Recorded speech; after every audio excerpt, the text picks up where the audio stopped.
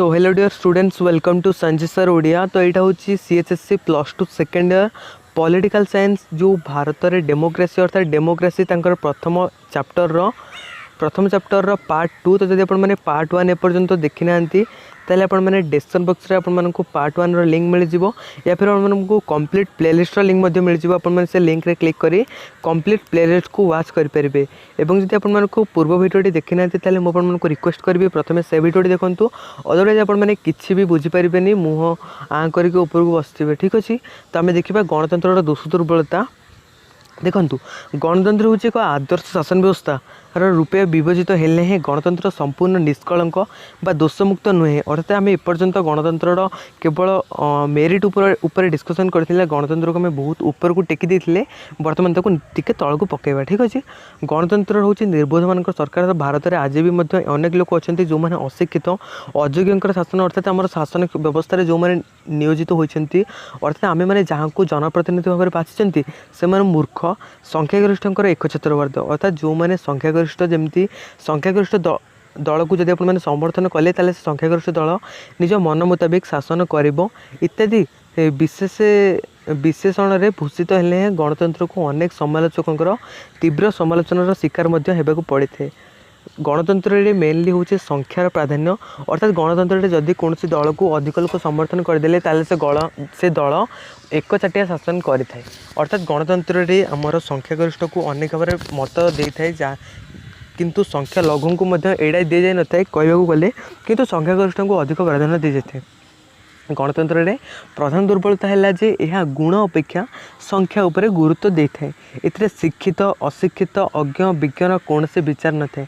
गोटे शिक्षित लोकर भोटर अधिकार जेतिकी गोटे अशिक्षित लोकर भोटर अधिकार सेतिक। अर्थात गोटे शिक्षित लोक गोटे भोट दब, गोटे अशिक्षित लोक गोटे ही भोट दब। ये भाव में कहले परवर्ती हूँ अयोग्य और अनुपयुक्त शासन अर्थात गणतंत्र को संख्या को प्राधान्य दी जाथुरु एथिर अयोग्य अभिज्ञकर प्रभाव अधिक। साधारणतः योग्य शिक्षित दक्ष व्यक्ति माने दलीय राजनीति में प्रवेश करने को चाहती नहीं। से विशिष्ट राजनीति विज्ञानी लिखे कहते गणतंत्र हूँ सर्वापेक्षा दरिद्र, सर्वापेक्षा अज्ञ, सर्वापेक्षा अकर्मण्य एवं व्यक्ति मानकर शासन। गणतंत्र साधारणतः अर्थात डेमोक्रेसी अर्थात राजनीति में साधारणतः शिक्षित लोक मैंने पशिया चाहूना कहीं शिक्षित लोक मैंने जानते राजनीति में पशिले बहुत अड़ुआ से हम तो से गणतंत्र अर्थात राजनीति में मेनली अशिक्षित गाँव में जो मान कम ना बुला बकुरा ये ही पशिथा। तृतीय हूँ व्ययबहुल शासन अर्थात बहुत एक्सपेनसिव। आपने जानते जिते कौन से पॉलिटिकल पार्टी रैली हुए केते गुड़ाए टंका खर्च हो जाए। इलेक्शन टाइम रे मद मांस खाती तो बहुत गुड़ाए टंका खर्च हो जाए। गणतंत्र हूँ व्ययबहुल शासन। समय अपेक्षा समय निर्वाचन जारी कर कोटी कोटी टंका खर्च होता है। ये व्यतीत मंत्री विधायक और सांसद मान दरमा खर्च पेंशन विधानसभा और पार्लियामेंटर परिचालन खर्च इत्यादि बहुत अधिक। अर्थात मेनली आम गणतंत्र बहुत गुड़ाए टंका केवल ये खर्च होता है जे साधारणतः लोक मानक किसी भोट पाइबा दलीय स्वार्थ साधन। गणतंत्र मुख्यतः एक दलीय सरकार होइथिबारु एथरे दलीय मनोवृत्ति परिलक्षित होता है। अर्थात गणतंत्र मेनली कौन होता है जो दल शासन व्यवस्था प्रत्यक्ष अंशग्रहण करता है जो दल विजय होता है जमी आम बर्तमान केन्द्र में बीजेपी गवर्नमेंट अच्छी तो बीजेपी दलर ही एकछत्रवाद शासन चली। गणतंत्र मुख्यतः एक दलीय सरकार होइथिबारु एथरे दलीय मनोवृत्ति परिलक्षित होता है। साधारणतः शासक वर्ग देशर स्वार्थ अपेक्षा निज दलर स्वार्थ उपर अधिक ध्यान दे था। दलीय स्वार्थर सुरक्षा पाई से माने जातीय स्वार्थ विरोधी नीति आपणेबा कुंठाबोध करती नहीं। अर्थात मेनली जो दल जहाँ कही सेटा को ही से बेदरगार बोली मानती। दुर्नीतिर प्रादुर्भाव गणतंत्र साधारणतः दुर्नीतिर प्रादुर्भाव अधिक परिलक्षित होता है। यह शासन व्यवस्था राजनीतिक दल मानकर प्रमुख भूमिका रही से निर्वाचन लड़ाई विभिन्न सूत्रों अर्थ संग्रह करते। जो धनी व्यक्ति व्यवसायी गोष्ठी बा शिल्पपति मैंने राजनीति को दल को चांदा देते से निजर स्वार्थ हासिल करने को चाहती से संपुक्त दल क्षमता हासिल सुजोग पाई फल दुर्नीतिर क्षेत्र शासन डोर हाथ को नेबा पूर्व ही प्रस्तुत हो सारी था। अर्थात मेनली आमर गणतंत्र कौन होता है राजनीतिक दल मैंने जो टंका आनी था जो कंपानी कदर टंका आनी था से कंपानी को ही सपोर्ट करती। यह भाव गणतंत्र कौन होता है विभिन्न भाव दुर्नीति परिलक्षित होता है। सरकार जब कौन गोटे योजना कर योजना आपण पाखक सठिक भाव में पहुँचे बाट मारणा हो जाए बाटर बहुत लोग खाई जाती। संख्यागरिष्ठ दौराम्य गणतंत्र संख्यागरिष्ठ ही शासन करि संख्यागरिष्ठ मत ही सर्वश्रेष्ठ सिद्धांत रूपे गृहीत होता है। सुतरां संख्यागरिष्ठतार शक्ति शक्तिमान हो शासक दल निजर मनमुखी आईन प्रणयन करने टिकस बसाइबा आदि कार्य करिथांती। गणतंत्र बड़ दोष है जे शतकड़ा 51 जन सभ्यंकर 49 जनक उपर मनमुखी शासन जारी करवा थाए। अर्थात गणतंत्र जदि 100 जन लोकों मध्यरु 51 जन कहते आम यार सपक्षर अच्छे किंतु 49 जन कहते आम यार विपक्षर अच्छु ताले 49 जन को कहीं अनै न था 49 जन भाड़ में जाए। अर्थात 49 जन को कहीं भी पचार न था आपण मैंने कहीं 51 जनक सपक्ष जाऊना। तो यहाँ हूँ गणतंत्र दुर्बलता। अर्थात संख्यागरिष्ठंकर शासन मनमुखी चली था। व्यक्तिगत स्वाधीनतार कल्पना करते गणतंत्र साधारणतः व्यक्ति स्वाधीनता सुरक्षित रही है बोली जहाँ कहुई एक अलीन कल्पना व्यतीत अन्य किसी नुहे।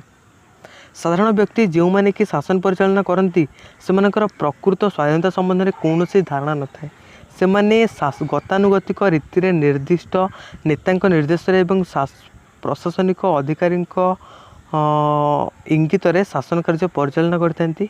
यह निर्दिष्ट प्रणाली व्यवहृत कौन कार्य मतामत को से सन्देह चक्षुरे देखते। अर्थात जो मैंने भी शासन व्यवस्था प्रत्यक्ष अंशग्रहण करती अर्थात जो मैंने आपने प्रतिनिधि भाव में बाछती से आपण कथा अनुसार नुहे से ऊपर जहाँ भी ऑर्डर दि जाए से हिसाब से ही कार्य करते। से कहुए कौन व्यक्तिर स्वाधीनता जहाँ भी कहुए गणतंत्र सुरक्षित भाव में रही है किंतु यहाँ केवल कथार ही भल लगे कम भल लगे व्यक्तिर स्वाधीनता सुरक्षित हो रही गणतंत्र। ओके परवर्ती जदि आपण मैंने देखिए गति मंथर अर्थात गणतंत्र कौन कार्य होगा बहुत टाइम लगी था। गणतंत्र आलोचना समालोचना सरकार होइथिबारु कौन विषय बा कौन समस्या संपर्क में तुरंत निष्पत्ति नेबा संभव हो न। जमती आमर दिल्ली रे चाषी आंदोलन निष्कर्ष बाहर को 6 मास लगिगला। बर्तमान आमर गोटे कॉन्फ्लिक्ट चली +2 एग्जाम को बातिल करने को नहीं पाखापाखि 2 मास ये आंदोलन चली किंतु बर्तमान पर्यंत कौन निष्कर्ष पाई पारि नांती पिला माने। एमती गणतंत्र चली गणतंत्र को अनेक लोग समालोचना करुँच किंतु मु भल पाए गणतंत्र को। शासन में अस्थिरता लोक मैंने अनुसार लोक मत अनुसार सरकार बदलुथिबारु एक दीर्घस्थायी शासन व्यवस्था असंभवपर होता है। अर्थात प्रति 5 वर्ष थरे जदि सरकार बदल ताले प्रति 5 वर्ष थरे आमर भारत केमती बदल प्रति 5 वर्ष थरे जो सरकार आसो से ता हिसाब से ही 5 वर्ष चलेब तापर वर्ष जो 5 वर्ष जो सरकार आसो से ता हिसाब से चलेब। तो एमती भाव में भारतर गति बहुत भाव में पछरे पड़ शासन अस्थिरता लोक मत अनुसार सरकार बदलुथिबारु यह दीर्घस्थायी शासन व्यवस्था संभवपर हो न था। सरकार बदलवा संगे संगे सरकारी नीति बदली जाए। सुतरां एक स्थिर स्थायी सुदृढ़ शासन भारत गणतंत्र स्वप्न होता है। कहीं गणतंत्र शासन स्थिर नुह कहीं 5 वर्ष चेंज हो जाते सुदृढ़ नुह कहीं यहाँ 51 जन सपक्ष 49 जन विपक्ष शासन रे शासन चली परी गणतंत्र सफलता उत्पादन बर्तमान आम देखा गणतंत्र को आम कौ भाव में सफल कर। गणतंत्र निर्दिष्ट भाव में एक आदर्श शासन व्यवस्था मात्र अनेक समय आदर्श बेले एक स्वप्न हो रही वास्तव क्षेत्र में यार कार्यकारितार अनेक दोष दुर्बलता देखा मिलता है। यही दोष दुर्बलता को दूर कर गणतंत्र को सफल शासन व्यवस्था परिणत करने केतक आवश्यक उत्पादन ग्रहण करने एक अनुकूल परिवेश सृष्टि करने निम्न ए संपर्क आलोचना कर जनसाधारण आस्था और आग्रह गणतंत्र हूँ जनगणकर शासन स्वायत्त शासन यार केतक निर्दिष्ट नीति और आदर्श रही। यही आदर्श प्रति जनसाधारण आस्था और आग्रह रहा गणतंत्र सफलता प्रथम और प्रधान आवश्यकता। जॉन स्टुअर्ट मिल कहते यहाँ प्लीज नोट डाउन कर दियो गणतंत्र सफलता प्रधानतः जनगणकर 3टी गुण उपर निर्भर करे। प्रथमतः जनगण पक्षरे ताकू ग्रहण कर इच्छा थी आवश्यक।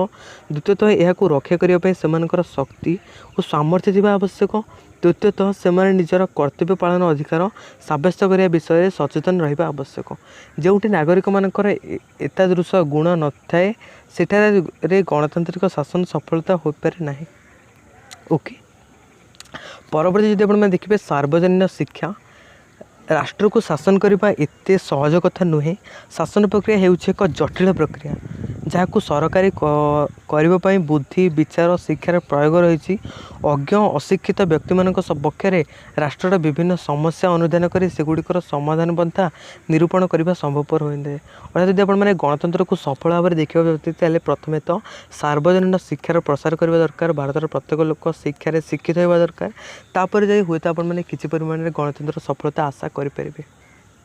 परवर्ती अर्थनैतिक असामता गणतंत्र सफलता अन्य एक आवश्यकता है लोकों अर्थनैतिक सुरक्षा।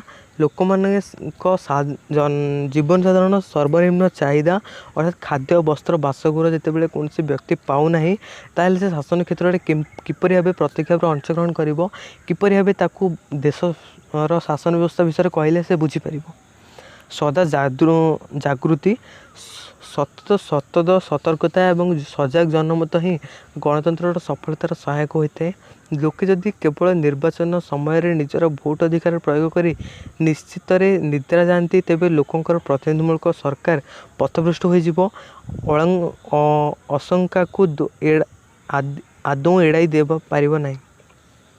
अर्थात भारतर प्रत्येक नागरिक मैंने सजग होगा दरकार जे से गणतंत्र गोटे गोटे अंश से द्वारा ही गणतंत्र शासन सफलता आम विचार कर। तेणु समस्त को सजग होगा दरकार। निर्भीक निरपेक्ष संवादपत्र जनमत को गठन और प्रकाश कर प्रधान माध्यम है संवादपत्र। संवादपत्र ही सरकार और जनसाधारण मध्य सेतु रूपे कार्य करते। अर्थात मेनली देखा जाऊँगी कौन होना जो आमर न्यूज़ रोचे टीवी चैनल हो संवादपत्र हो ये सब कौन से गोटे निर्दिष्ट राजनीतिक दल को विशेष करुँच।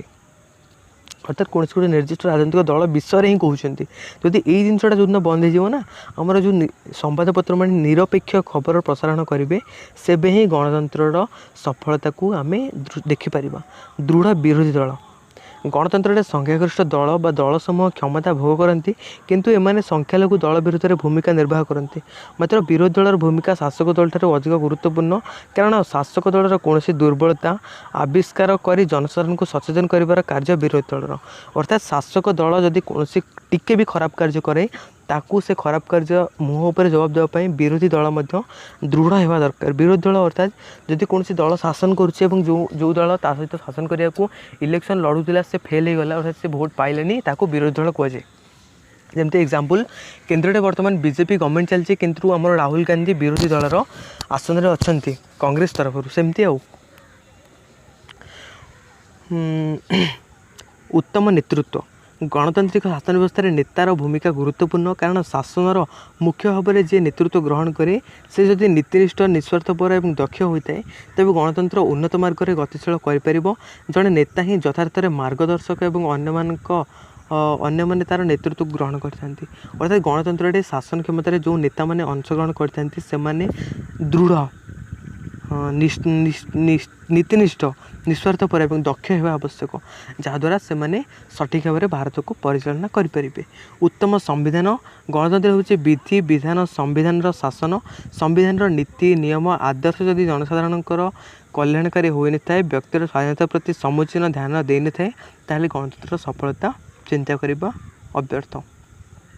भारत में गणतांत्रिक प्रक्रियार अंतराय कौन अच्छी भारत पृथ्वीर एक बृहत गणतांत्रिक राष्ट्र अर्थात मुझे बर्तमान पूर्व कहली विश्वर सबुठ कम्प्लेक्स और सबुठ बड़ डेमोक्रेसी हूँ कहार ना इंडिया यह एक बहुत जाति भारत में बहुत गुड़े जाति देखा जाती जमी हिंदू इस्लाम ख्रीस्टियान जैन बहु धर्म बहु भाषा सॉरी मु जाति भूल कहली जाति हूँ हिंदू सॉरी जाति हूँ ब्राह्मण क्षत्रिय वैश्य शूद्र मोर धर्म हूँ हिंदू ख्रीस्टियान जैन सिख एମାନେ होती धर्म बहु भाषा जमती ओडिया तेलुगु पंजाबी कन्नड़ मलयालम बहुत भाषा बहु संस्कृति बहु अंचल विभिन्नतार देश। एठारे गणतंत्र को सफल करने एक सहज प्रक्रिया नुहे। ब्रिटिश शासन मुक्त होगा पर देशर नूतन संविधान 1950 मसीह कार्यकारी होता एवं भारत एक धर्मनिरपेक्ष और साधारणतंत्र राष्ट्र परिणत होता केबे ना 1950 मसीहा जनवरी 26 जेबे आमर भारतर संविधान स्वतंत्र भाव में प्रणीत होता। स्वाधीनतार परवर्ती समय भारतर संविधान समानता और न्याय को शासन नीतिर मूल आधार भाव गुरुत्व प्रदान करेछि। मौलिक अधिकार धर्मनिरपेक्षता, संघवाद, क्षमतार पृथकीकरण आदि सांविधानिक नीति गणतंत्र को दृढ़ीभूत करिछि। किंतु भारतर सामाजिक, आर्थिक, सांस्कृतिक और राजनीतिक भित्तिभूमि अत्यंत दुर्बल।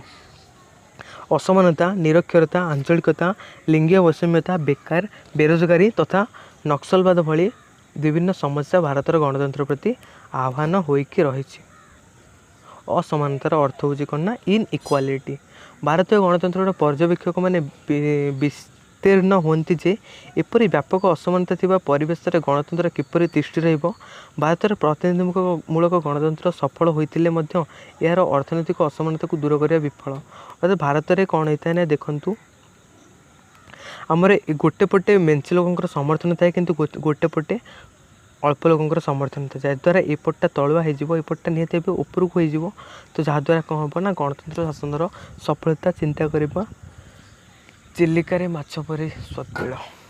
यह असमानता हूँ समाज लोकंर मध्य धन संपत्ति आय व्यय तथा समाजर जनसाधारण क्षेत्र में थिबा तारतम्य।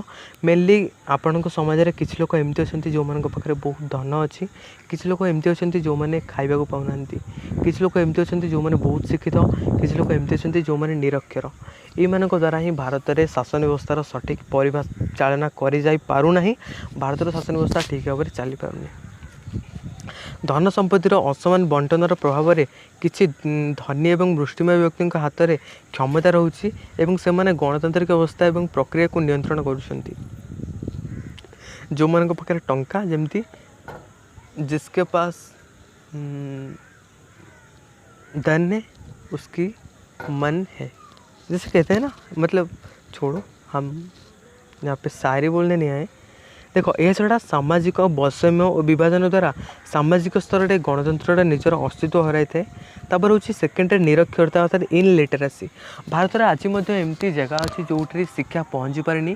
भारत में आज एमती जगह अच्छी जो साधारणतः लोक मैंने निरक्षर।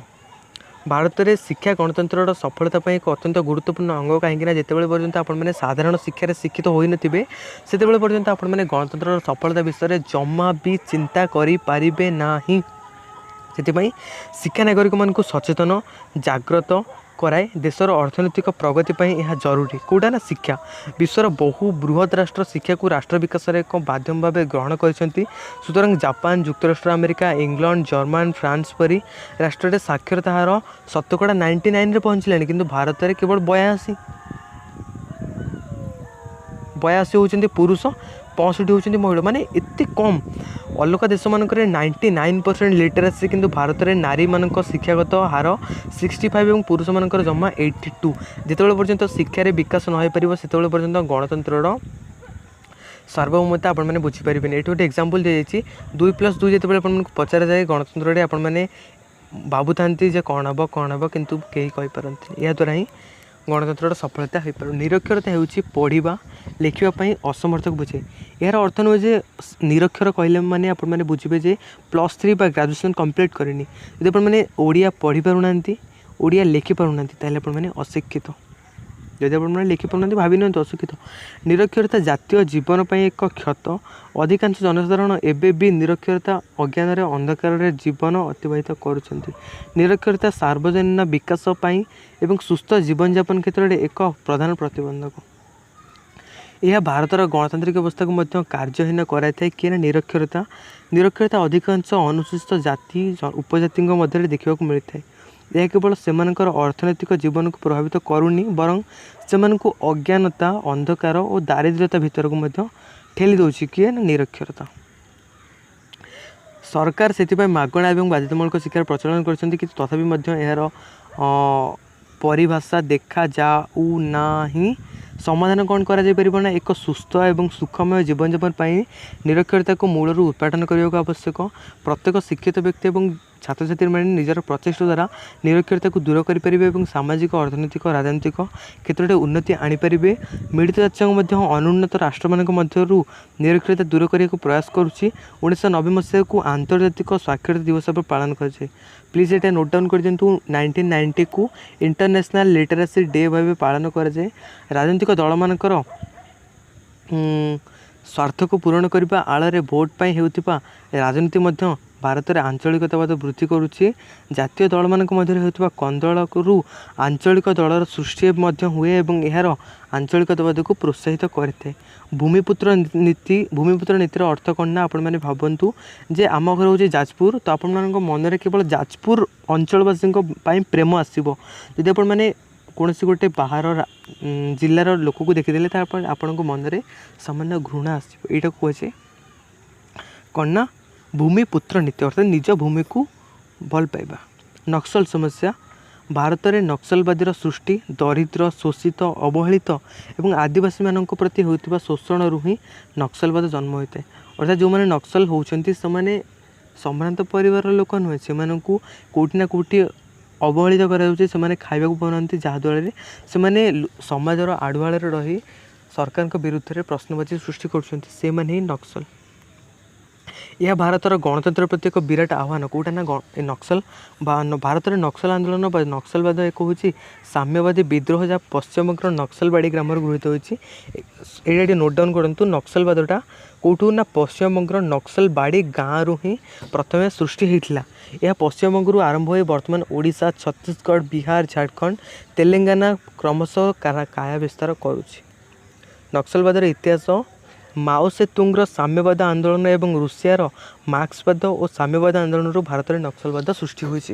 ये नोट डाउन कर दिंतु माओ से तुंग्र साम्यवाद आंदोलन एवं रूसियार मार्क्सवाद और साम्यवादी आंदोलन भारत में नक्सलवाद को प्रभावित करुच्ची। यह माओवादर आदर्श को ग्रहण करी भारत में कम्युनिस्ट दलर नेता माने Bharat communist party of India भाव एक संगठित सृष्टि कले। 1946 तेभागा आंदोलन हूँ प्रथम माओ आंदोलन। यहाँ नोट डाउन करूँ 1946 तेभागा आंदोलन हूँ प्रथम माओ आंदोलन और कृषक मानकर जमीदार विरुद्ध आंदोलन हूँ 1967 नक्सलबाड़ी ठारू चारू मजुमदार और प्रतिनिधित्व में एक नक्सल आंदोलन। ओके असंतुलित विकास आदिवासी मान मौलिक समस्या और शोषण होउछि नक्सलवादर मूल कारण। किंतु वर्तमान नक्सल माने साधारणतः जनता को मध्य क्षति पहुँचाऊना सरकारी कर्मचारी अपहरण और आईन श्रृंखला निज हाथ को नहीं सामाजिक श्रृंखला को व्याहत करुँच। सरकारी पदक्षेप कौन नहीं जाउछि ना नक्सल विरोधी बाहिनी गठन कर नक्सलवादी को दमन करने सचेतनता कार्यक्रम कर लिंगगत असमानता अर्थात जेंडर इन इक्वालिटी।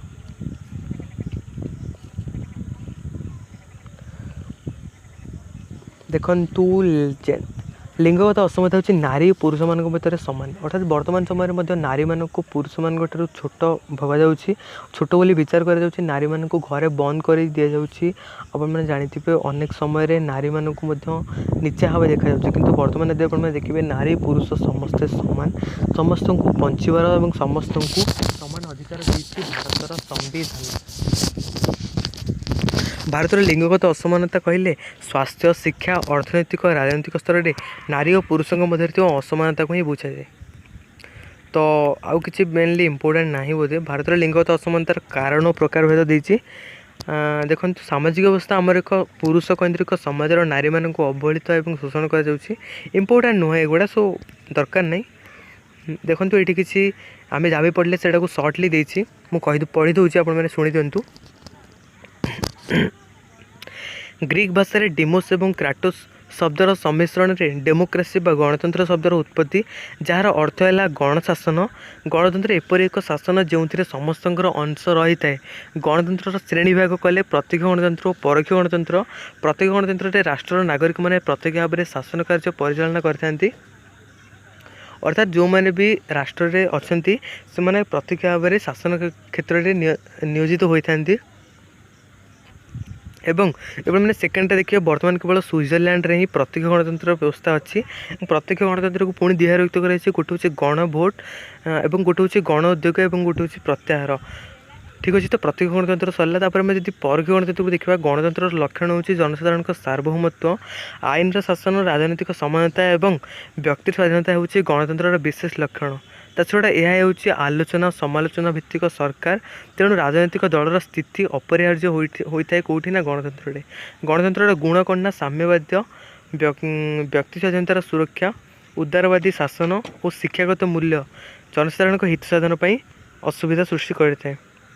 तापर हूँ गणतंत्र दोष दुर्बलता कौन ना यह गुण अपेक्षा संख्या उपर अधिक प्राधान्य दे थाए अयोग्य अनुपयुक्त शासन अधिक व्ययबहुल दलीय स्वार्थ प्रति विशेष दृष्टि दे थाए किए ना गणतंत्र दुर्नीतिर प्रादुर्भाव देखा जाए कौटी ना मेनली गणतंत्र में संख्यागरिष्ठ दौराम्य देखा जाए अर्थात जो मान संख्या अधिक से द्वारा ही मेनली से जहाँ ही कहते से विषय से ही होता है